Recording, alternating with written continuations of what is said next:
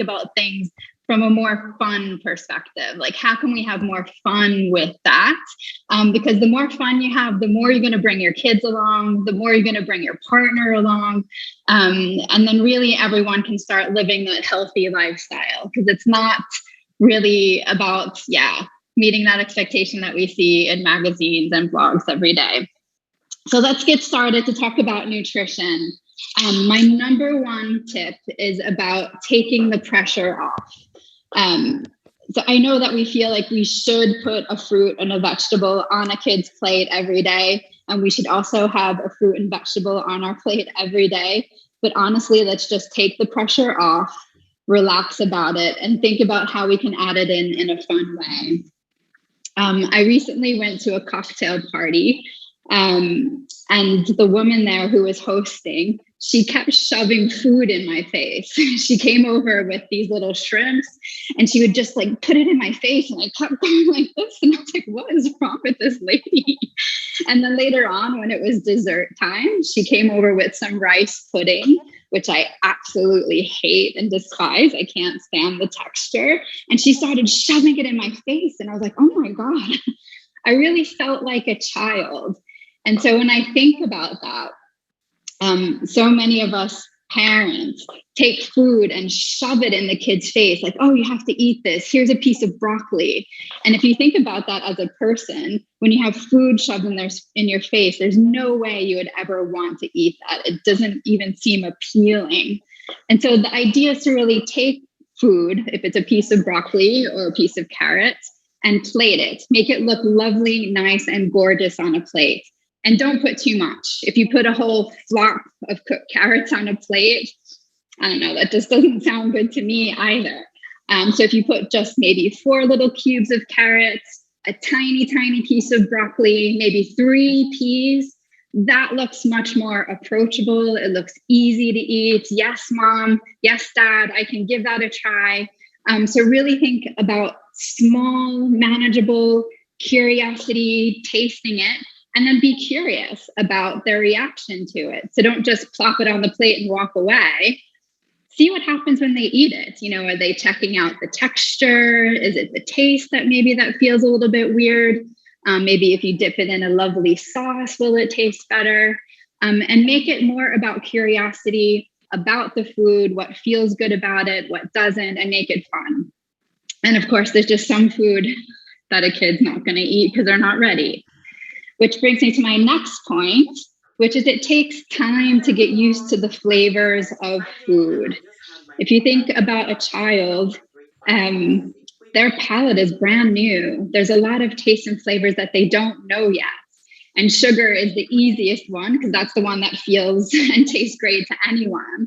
But maybe a piece of spinach, broccoli, a celery stick.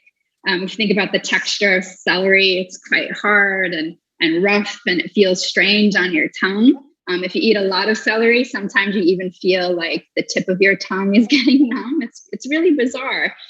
So just think about getting them used to the different flavors and tastes. As an adult, it's the same. When I first started eating quinoa, some people call it quinoa, I had a really hard time eating it because it just felt really strange in my mouth. And it wasn't until I found the right recipe that really made it delicious for me. And that recipe had sage and butter and some sausage in it. And it reminded me of the flavor of like Thanksgiving stuffing. So I'm American, so that's a reference to an American meal. But it reminded me of a taste that I knew, and then kind of brought me into that flavor of quinoa and the texture of flavor of quinoa. Okay, so the next thing is to love it yourself. So if you see Brussels sprouts on the plate and you go, Brussels sprouts, it's most likely that your kid is also going to do the same. So when you're introducing vegetables, make sure that you truly love them yourself and you find a way to enjoy them. So I love Brussels sprouts with cranberries and a bit of butter on top. Roasted in the oven. And that's my favorite way to have it. If I have it in a salad or something, it doesn't taste that, it just doesn't work for me. So make sure you love it yourself. Okay, Then one more tip is getting in the kitchen. So when I was working full time, it was very hard to come home after a long day of work, getting in the kitchen and feeling like I wanted to cook something. I started a really bad habit of having a glass of wine with my dinner, which started to become two because I introduced the second glass when I would sit down. And I realized that the wine wasn't really helping me. It wasn't supporting me get through my evening. It was just a crutch to help me get past that point. So I needed to have fun in the kitchen. I need to find a way to really enjoy the whole cooking process. Because for me, cooking I love, but when I have time, if I'm pressured because I need to get it done and then get the whole homework, bedtime routine going, it's difficult. So my number one tip is to have a great knife. Here we go. Looks really scary big in the Zoom call. But if you have a knife, make sure that it is sharpened. And so I tell my partner that he looks really sexy as he's sharpening the knife so that he can do it often in the kitchen. But when you have a sharp knife, it makes food prep a pleasure, because when it's dull, you're constantly moving the knife around. Maybe it feels like it's going to slip off. It's not cutting the vegetable properly. But when it's super sharp, it's just chop, chop, chop, chop, chop, chop, and you get through your meal prep super quickly. The next thing that I really love are my tongs. And this is fun because you can chase the kids around, you can chase your partner around, you can start like snapping at them, like, are you finishing your homework? Are you helping me cut vegetables? Just really, it puts me in charge in the kitchen and it makes it playful.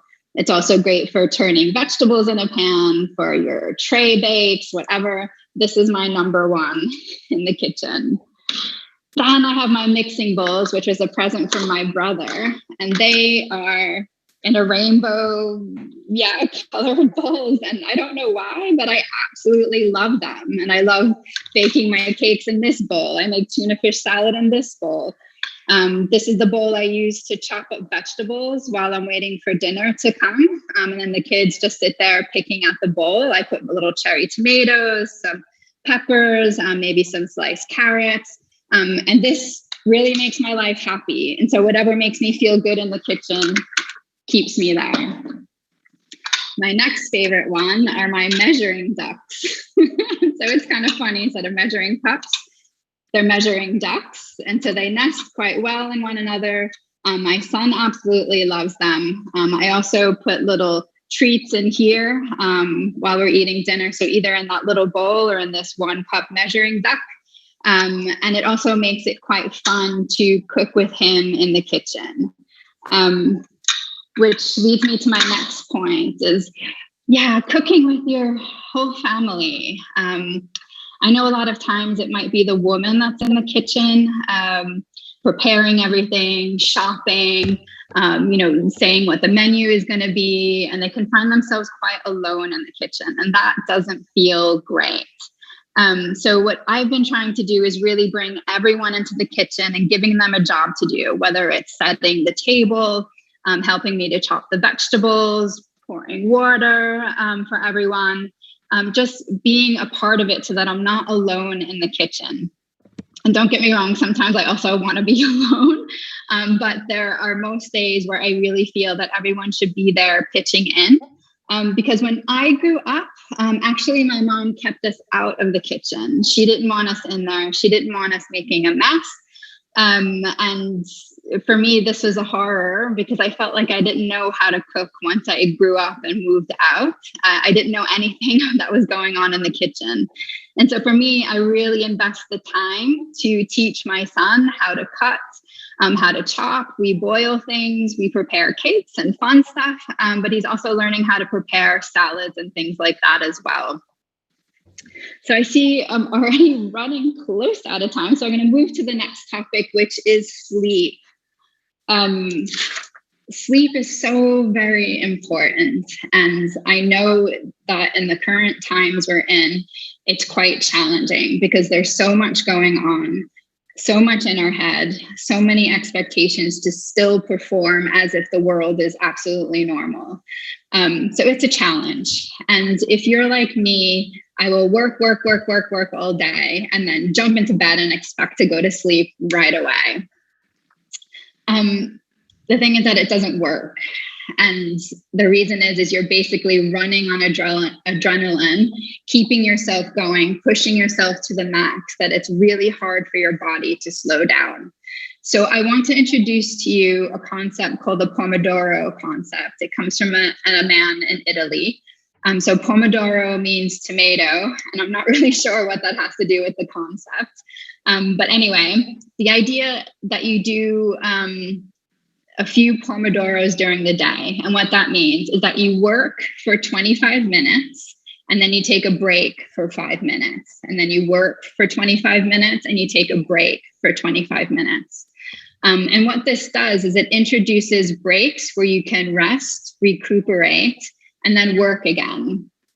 And the reason why it works to take breaks, and even if it's just for 5 minutes, I promise you it makes a difference at the end of the day, because you won't be hyped up on adrenaline. You won't be hyped up on all the coffee you've been drinking all day. And you'll be able to relax and slow down easier. And so what you can do during these breaks, so if you're working 25 minutes or if you have an hour-long meeting, it's also okay. If you're doing the hour, then I would suggest resting for 10 minutes in between. One idea is to get outside, walk, get some fresh air, get sunshine on your face. Sunshine is the thing that's going to help you to start building that melatonin for the evening. And it's telling your body this is the time to stay awake, so that when it's time for rest and bedtime, it knows that it's now time to go to bed. Something else you can do while you're taking a break is to go and lay down. So if you're in the office, this is quite difficult. But if you're still working from home, it's really great if you go lie down and put your feet up. When you have your feet up, you're reversing the circulation in your body. So not literally reversing it, but you're letting the water, the blood flow from your feet back up to your body. So it's giving your body a rest there. You're calming your nervous system down. And I would ask you to put your phones to the side and resist the urge to check your phones. When you take a moment of rest, you're actually giving yourself time to digest what is happening around you. When you're going from meeting to meeting or activity to activity with your child, it's really difficult to have a moment to assemble what's happening in your body, assemble what's happening in your brain, and calm it down. And something you can also do if you're in the office and you don't have access to getting outside is just to take 5 minutes with a clear sheet of paper and just doodle. And just write and scribble. You can write words if you want. You can draw pictures if you want. You can just free flow, make some circles like this. This is also allowing your body time and your mind time to calm down, so that when it's time to go to bed, by the end of the day, you would have that time to digest. Because if you're going nonstop, once you lay down in bed, that's when your body's going to take the time and start going through every single thought you have in your head, every single experience that you've had during the day. That's when it's going to start to digest and process those inputs. And so if you're giving yourself the time throughout the day to do that digestion, it'll be much easier to go to bed at night. So moving on for the kids part of that was more for the adults. When we're talking about children, and recently my son had some issues falling asleep, and I'm not really sure why, but I have a feeling it's because they're starting to learn French in school, and he already speaks German, Swiss German, and English. And so adding French on top of that, I think, is just making him work overtime. So the best thing that I find for him is a nice bedtime ritual. And bedtime rituals get more difficult as more activities are packed in. So I would really try to corner out at least 15 minutes to go through some kind of ritual that teaches or gives the body some signals that it's time to slow down and go to bed. So it starts out with just getting pajamas, washing hands and face, brushing teeth, turning all the lights low in the house. So everywhere in the house, the lights go low. So that's a signal. Time to wind down. I warn everybody, no roughhousing in this moment, even though they're tempted to tickle each other. We do the story time in bed. And I find story time is kind of precious to me because we're laying down, we're cuddling. So there's the body contact, there's the closeness. We're looking at a book. And I find that during the story time is where things come out that he's thinking about. So maybe something happened at school. Recently, somebody stole some toys from his bag, and I didn't know that before. And so somehow in this moment, these things are coming out. Once story time and the talking is done, then I ask him, what's the best thing that happened to you today? And when you ask that question, you really need to think about all the good things that happened today and what's the very best thing that happened. And it's a really good practice to start teaching children about gratitude. And it's also a great example of something you can do in the evening for yourself, is to really think about your day and what went well. It's often that we're like, oh, this wasn't good, and blah, blah, blah, blah, blah, but really where were the good moments? Maybe it was a coffee with a friend, or there was a funny colleague at work who told a great joke. Or maybe somebody paid you a compliment and it made you feel great. And those are really things that we have to hold on to, especially in these messy days of today. Okay, so I'm going to move right on to fitness. And so for me, exercise has become a dirty word. I don't even want to hear about exercise. And I think it's because, I'm 48 years old and I've done so many diets. I've done so many exercise programs. I've done so many workout things that for me, exercise feels like it's linked with weight. So if I'm exercising, it's mostly only to manage my weight. And so I would like to encourage you and your whole family to think about fitness as movement and reframe it, that it's not necessarily about like what you look like. There's so many other benefits, and let me tell you what they are. So number one is it really gets rid of yucky feelings and emotions. And right now, every day reading the news, there's tons of yucky feelings and emotions going on. And so if you're exercising, you're moving, you're sweating, it's helping to shed and release that. It's going to help calm you down, reduce stress. It's going to increase the circulation in your body. And if you think about what circulation really is you're eating lots of really great food. It's going in your belly, and all the nutrition is going into your bloodstream. And then the nutrition is going around your body and going to all the different parts of your body, like your hair, like your nails, like your skin. And so it's so really important to do exercise, to move your body so that the nutrition and blood is flowing around, getting to all the places where it needs to go. It's like a massage from the inside out. So really important. Then it's clarity of mind.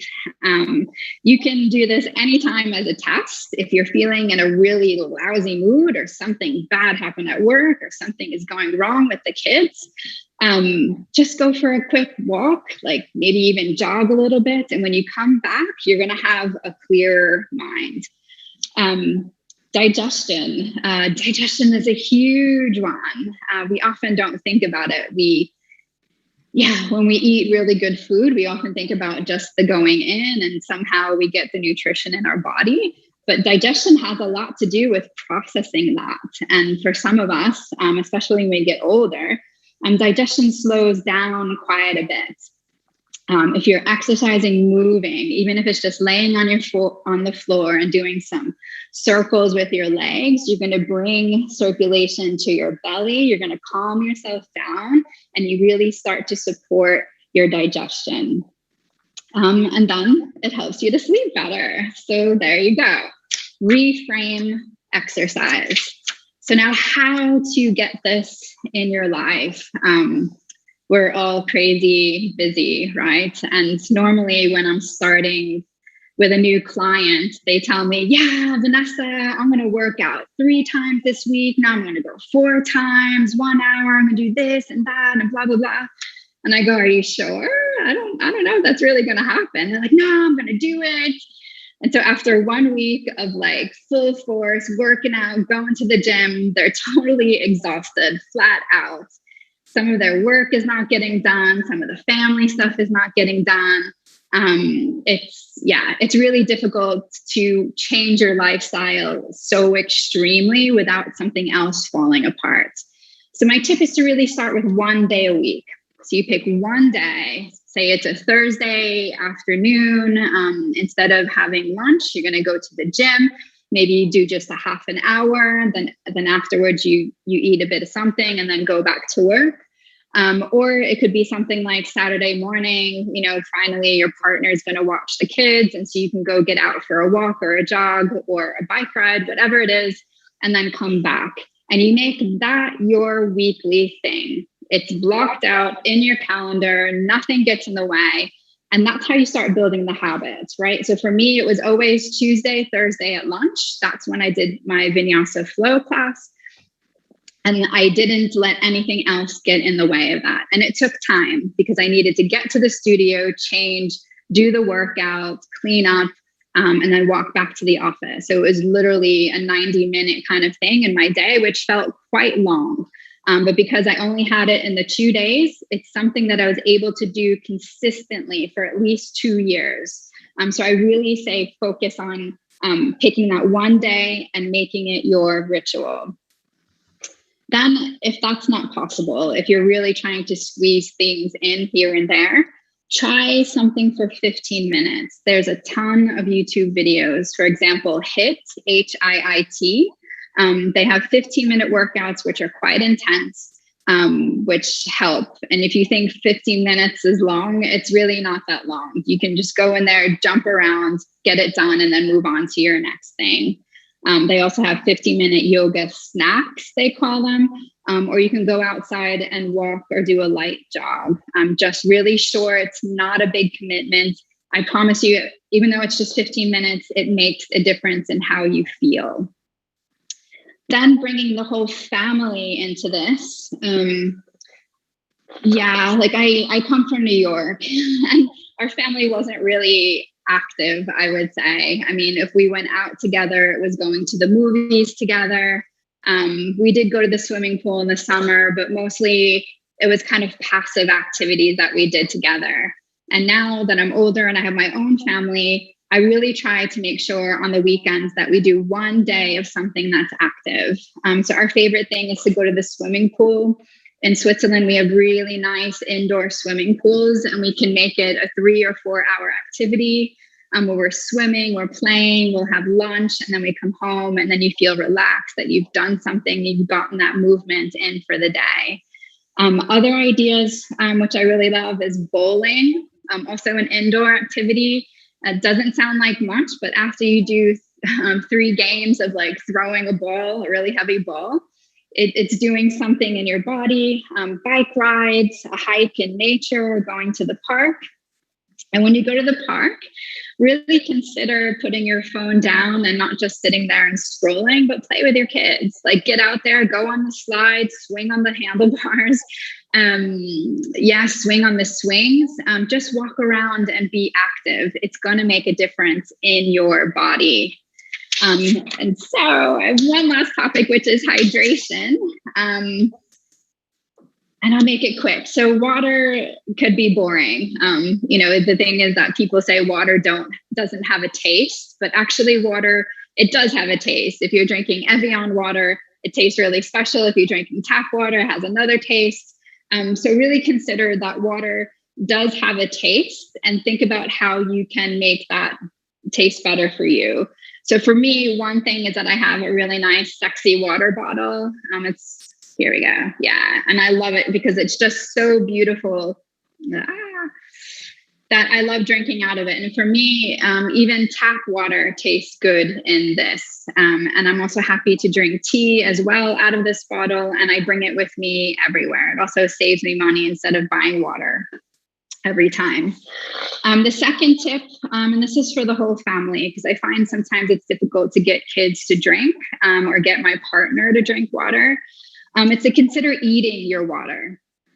And so now that we're going into more of the cold season, it's quite appropriate to offer soup. And soup is a great way to drink your water, to get your hydration is. And so there's lots of delicious soups. Pumpkin soup is coming into season right now. Chicken noodle soup, zucchini soups, minestrone soups. And for little children, I would definitely use really adorable like bowls. And so I would use my little ducky here, and I would serve a normal dinner, meat and potatoes kind of thing. But then I would serve actually even smaller than that, this little cup as a cup of soup that they can have before they have their meal. You can find soups pre-made. It could be a can of soup. Whatever it is something that is getting the water inside. Stews as well. And then there's some really great fruit or vegetables that you can eat that also count as hydration, as water going into your body. I think sometimes it's really easy when you're giving kids a snack to just give them something dry, like rice crackers or bread crackers or things like that, which is quite dry. Consider changing it up and giving them something like a pomegranate, the pomegranate seeds, or an orange, which is quite juicy, because then you're also adding into their hydration bucket, so to say. And then when you're taking breaks, because you're doing your pomodoros, when you're taking a 5-minute break, have a glass of water. It doesn't have to be a lot. Sometimes we think we have to drink the whole liter bottle of water, the 1.5 liters, whatever it is, but just focus on doing little bits here and there. And so when you take a break, take a drink. And what I also find good for my son when he's upset and angry and crying is I give him a glass of water. And taking this glass of water, quickly hydrating, he takes a breath and then he calms down. It really works. And I also suggest this for adults as well, because sometimes at work, it can get really tense with some people that you're working with. You can get really frustrated. I'll go offline, have a glass of water or a cup of tea, and then it instantly calms you down. And that's the magic of water. So that was my whole thing. I have so many more tips to share, but I don't think we have much time. But I can definitely answer some questions. Oh, wow. Thank you so much, Vanessa. I mean, yeah, tons of tips, absolutely tons of tips. And what I really wanted to say was how it totally encompasses the ethos of the Healthy Start to Families program. It's all about making bite-sized, manageable, small changes. And you're so right, it can be a scary thought to suddenly adapt your family's routine, and you think you have to make these big changes, but you're so right. Making smaller portion sizes and making sure that you're doing things one step at a time. So it's so easy. And the great thing with the program is that it's all about bridging that gap. We know it's difficult to encourage children to eat fruits, eat vegetables, and that's what the products are all about. So for the customers on this call, make sure that you reach out to your Juice Plus partner, ask them all about the Healthy Starts for Families program. There's so much more content and fun recipe videos, blogs that Vanessa's written, lunchbook recipe ideas, loads and loads of information out there. So please reach out to your partner and they can let you know more about the program. But otherwise, we've got so much more information. So I've popped a link to our Juice Plus Facebook page in the chat. Keep an eye on there throughout the whole of September. We're running, as you can see by our gorgeous backgrounds, a back to school campaign. So it's going to incorporate all of these great tips that Vanessa has mentioned. And yeah, Amanda King, one of our lovely Juice Plus leaders here, is on the call. And she's a real ambassador as well for the Healthy Starts for Families program. And we'll be hosting a call soon to the team. So yeah, fantastic tips here, Vanessa. So thank you so much. If anyone does have any questions, of course, reach out to your Juice Plus partner. Otherwise, the team are here if you want to check anything out on our website, ask any questions. And for those of you that are on the program, thank you. Hope it's all going well. We know it's a journey. It's not changes that you can make overnight. And we're always here to support you. So thank you so much, everyone. Thanks for your time. Enjoy the rest of your day. Thank you, Vanessa. Take care, everyone. Have a good one. Take care. Bye. Recording.